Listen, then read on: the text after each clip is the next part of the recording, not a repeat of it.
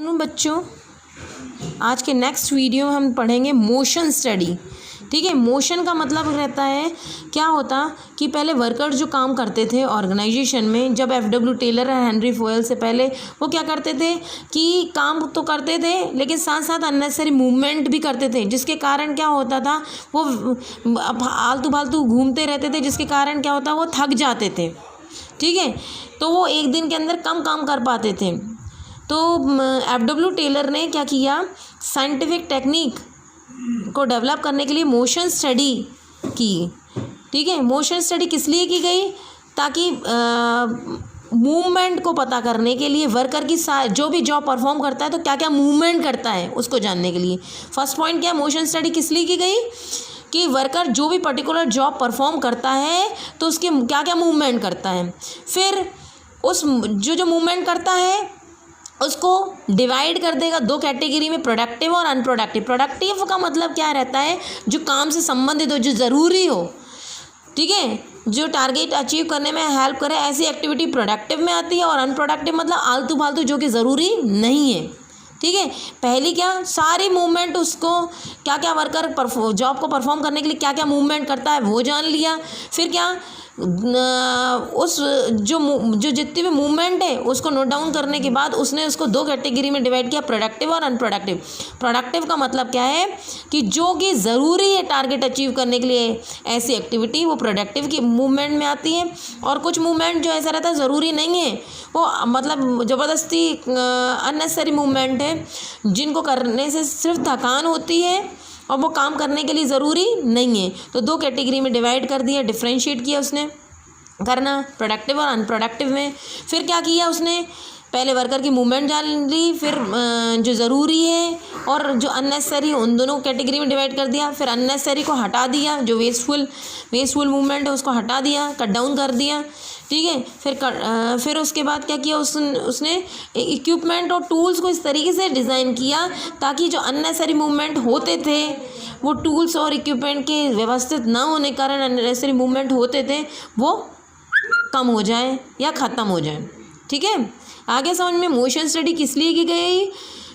सबसे पहले तो सारे मूवमेंट जानने के लिए वर्कर को जॉब परफॉर्म करने, फिर जो मूवमेंट को दो कैटेगरी में डिवाइड कर, प्रोडक्टिव और अनप्रोडक्टिव। प्रोडक्टिव मतलब ज़रूरी है टारगेट को अचीव करने के लिए एक्टिविटी। ठीक है, और अनप्रोडक्टिव मतलब ऐसे मूवमेंट जो ज़रूरी नहीं है। ठीक है, और फिर अनप्रोडक्टिव जो अननेसेसरी मूवमेंट उसको कट डाउन करने के लिए। फिर क्या, जो सूटेबल इक्विपमेंट और टूल्स को अरेंज कर सके, इस तरीके से डिज़ाइन कर सके कि अनप्रोडक्टिव मूवमेंट कम से कम हो जाए। ठीक है, अब इसके लिए टेलर ने, ये सब करने के लिए टेलर ने क्या किया कि एक्सपेरिमेंट कंडक्ट किया मोशन स्टडी के लिए। ठीक है, टेलर ने इसके लिए क्या यूज़ किया, कैमरा। टाइम स्टडी में क्या किया था, स्टॉपवॉच का यूज़ किया था, और मोशन स्टडी में उसने क्या का यूज़ किया, कैमरा का यूज़ किया।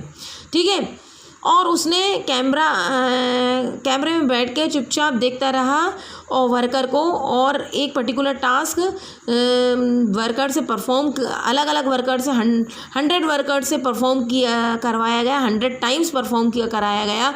ठीक है, और वो सारी मूवमेंट उसने क्या किया, वो जो टास्क परफॉर्म कर रहा था सारी मूवमेंट उसने नोट डाउन की। नोट डाउन करने के बाद उसने ये देखा कि वो कितने बार, वो वर्कर उसने नोट डाउन करते वक्त देखा कि वो कितने बार खड़ा होता है और कितनी बार बैठता है वर्कर। ठीक है, ये तक ध्यान दिया उसने। और ये कितनी बार रिपीट किया उसने, 100 टाइम्स, जो डिफरेंट वर्कर से परफॉर्म किया, और सब मूवमेंट को उसने नोट डाउन किया अपनी कॉपी में। फिर उसके बाद उसने उसको दो कैटेगरी में डिवाइड किया।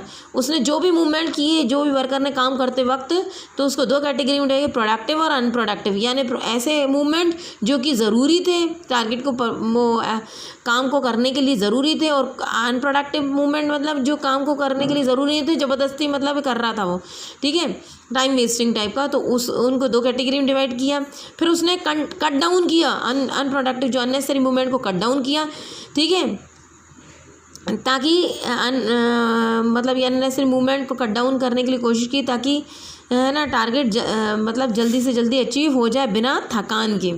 ठीक है, और टेलर उसके एसोसिएट मतलब जो साथ में काम कर रहे थे, एक्सपेरिमेंट कर रहे थे, फ्रैंक गैलिबर्थ जो थे, इनने रिड्यूस किया ये जो अननेसेसरी मूवमेंट को रिड्यूस किया, जो कि मतलब 18 मूवमेंट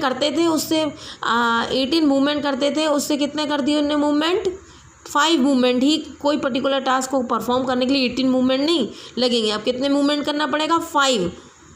समझ में आया। 13 मूवमेंट रिड्यूस कर दिए, जिसके कारण उनका जो प्रोडक्टिविटी, काम करने की क्षमता कितनी हो गई, जो अननेसेसरी मूवमेंट 13 मूवमेंट कम कर दिए, जिसके कारण उनकी प्रोडक्टिविटी कितनी हो गई, 4 टाइम बढ़ गई ये अननेसेसरी मूवमेंट के लिए। समझ में आया। ठीक है। मोशन स्टडी किस लिए की गई, सबसे पहले तो ये पता करने के लिए कि जॉब परफॉर्म करने के लिए कितना क्या क्या मूवमेंट करता है। फिर मूवमेंट को 2 कैटेगरी में डिवाइड किया, प्रोडक्टिव और अनप्रोडक्टिव। प्रोडक्टिव का मतलब जो ज़रूरी हो टारगेट अचीव करने के लिए, और अनप्रोडक्टिव मतलब जो अननेसेसरी मूवमेंट। फिर अननेसेसरी मूवमेंट को कट डाउन किया, फिर टूल्स और इक्विपमेंट को इस तरीके से डिज़ाइन किया कि अननेसेसरी मूवमेंट ख़त्म हो जाए। ठीक है। और इसके लिए उसने क्या, ये जो एक्सपेरिमेंट किया उसके लिए क्या यूज़ किया उसने, कैमरा का यूज़ किया। और वर्कर जो भी जॉब परफॉर्म कर रहे थे 100 वर्कर से सेम टास्क परफॉर्म करवाया गया और उसको नोट डाउन किया एक एक मूवमेंट को।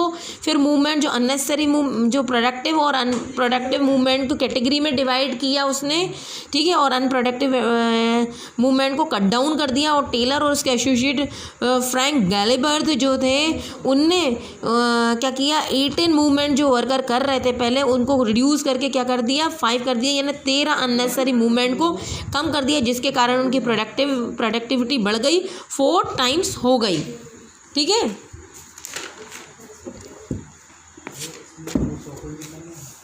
अब देखिए एग्जाम्पल इसका, उसने ऑब्ज़र्व किया कि एवरेज वर्कर जो वर्क करते हैं तो बार बार वो टूल्स बॉक्स में से टूल्स निकालते हैं तो उनको बैंड होना पड़ता है, मतलब झुकना पड़ता है।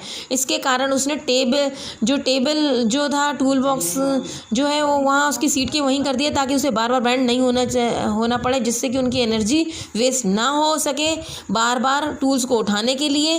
ठीक है। जिससे उसकी प्रोडक्शन कैपेसिटी बढ़ गई और एफिशिएंसी लेवल बढ़ गया। Thank you.